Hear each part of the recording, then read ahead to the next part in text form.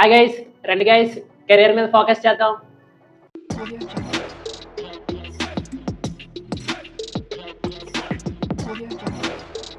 Hi guys, welcome to our channel చెక్రిస్ vision. ఈరోజు మనం ఫుల్ స్టాక్ వెబ్ డెవలప్మెంట్ యొక్క క్లియర్ కట్ రోడ్ మ్యాప్ అయితే తెలుసుకుంటాం. ఎందుకంటే ఎవరికైనా వెబ్సైట్ తయారు చేసిన తర్వాత తయారు చేయాలనుకున్నా సరే వెబ్సైట్ని స్టార్టింగ్ ఎలా స్టార్ట్ చేయాలి అండ్ మధ్యలో ఏముంటాయి అండ్ ఎండింగ్ ఎలా ఉంటుంది, హోస్టింగ్ అనేది ఎలా ఉంటుంది, స్టార్టింగ్ ప్రాసెస్ అయితే తెలియదు చాలామందికి. వాళ్ళ కోసం ఈ వీడియో. ఫస్ట్ ఆఫ్ ఆల్ ఈ లేయర్స్ ఏవైతే ఉన్నాయో చూద్దాం.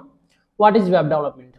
వెబ్ డెవలప్మెంట్ అంటే front end, back end, database, cloud, hosting, UIX. ఇందులో ఫ్రంట్ ఎండ్ అంటే మనకు కనిపించదు, లైక్ ఫొటోస్ కానీ మనం ఏదైనా వెబ్సైట్ ఓపెన్ చేయగానే మనకి ఆర్డర్స్, మొత్తం ఫ్రంట్ కనిపించదు అంతా ఫ్రంట్ ఎండ్. బ్యాక్ ఎండ్ అంటే మనం ఏదైనా బటన్స్ క్లిక్ చేశాక సమ్ వర్క్ అనేది అవుతుంది బ్యాక్న. అదంతా బ్యాక్ ఎండ్లోకి వస్తుంది. డేటాబేస్ అంటే డేటాబేస్లోనే ఉంది డేటా అనేది స్టోరేజ్ అవుతుంది. దీని గురించి కూడా క్లారిటీ తెలుసుకుందాం.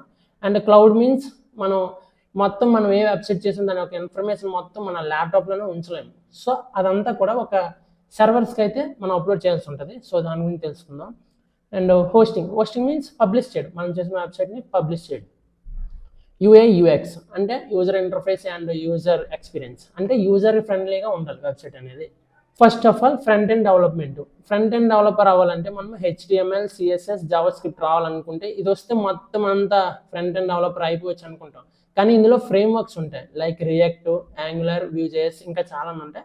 బేసిక్గా రియాక్ట్ అండ్ యాంగులర్ ఫేమస్, ఈ రెండింటిని యూజ్ చేస్తాం మనం అయితే. సెకండ్ వన్ వచ్చేసరికి బ్యాక్ ఎండ్ డెవలప్మెంట్.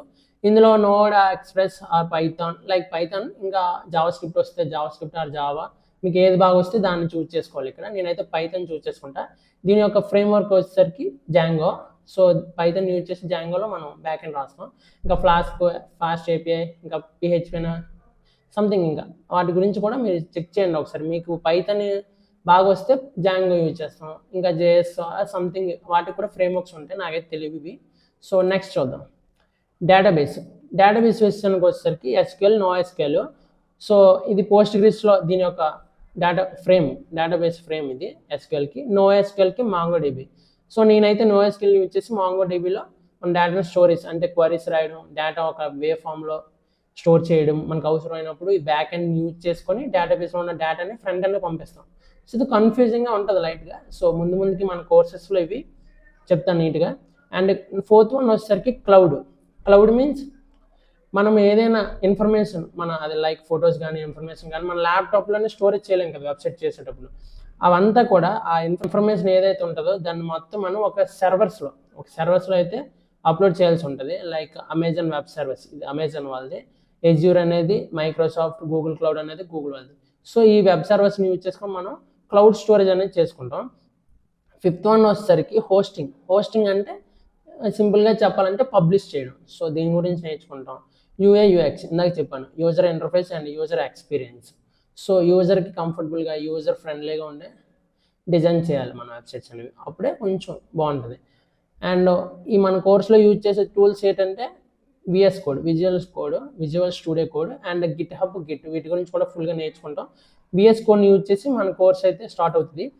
ఫస్ట్ మనం ఫ్రంట్ ఎండ్లో HTML నుంచి అయితే స్టార్ట్ చేస్తాం అండ్ ఫైనల్గా UI/UX వర్క్ చేస్తాం. అండ్ మీరు లైక్ అండ్ సబ్స్క్రైబ్ మర్చిపోకండి. మనం ఫస్ట్ అయితే HTML నుంచి అయితే స్టార్ట్ చేద్దాం. మిస్ అవ్వకుండా ఉండాలంటే సబ్స్క్రైబ్ మాత్రం చేయండి ఖచ్చితంగా. Don't forget like and subscribe guys. And మళ్ళీ నెక్స్ట్ వీడియోలో HTMLతో కలుద్దాం. కామెంట్ చేయండి HTML అని కామెంట్ చేస్తే వెంటనే నేను అప్లోడ్ చేస్తా.